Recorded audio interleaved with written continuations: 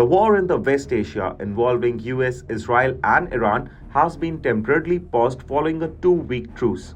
The 10-point ceasefire plan has a provision that allows Iran and Oman to charge the transit fees on vessels going through the Strait of Hormuz. The approximately 34-kilometer wide strait falls within the territorial waters of both Oman and Iran.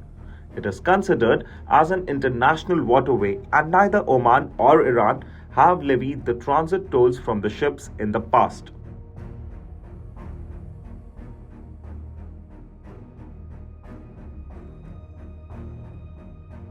As per an Associated Press report, a regional official said that Tehran would use the funds collected from the levy for post-war reconstruction because the war has left a trail of destruction to the country's defense, administrative, and civilian infrastructure.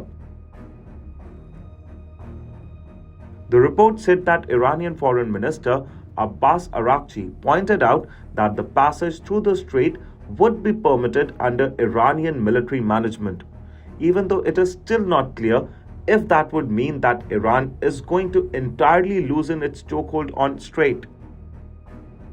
Early Wednesday, the US and Iran agreed to a truce to end their nearly 40-day war, with Tehran conditionally agreeing to reopen the Strait of Hormuz, which had effectively remained closed since the conflict began on February 28th.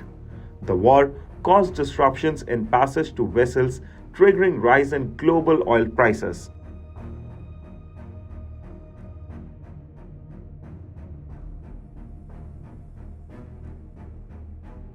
Earlier, a report in the UK-based The Telegraph pointed out that during the war, the average fee for a single oil tanker that Iran was charging was about $2 million.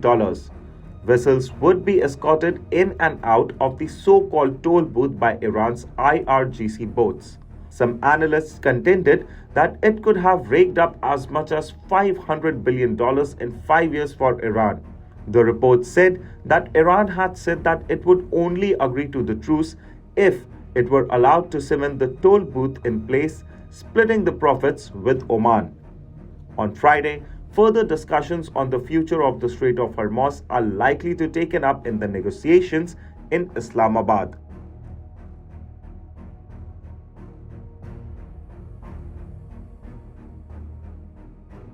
A Reuters report said that proposed transit fee would vary depending on the type of vessel, its cargo, and other prevailing conditions.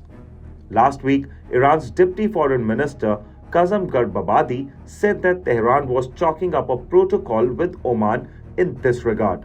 He added that the move was aimed at facilitating rather than restricting the maritime transit.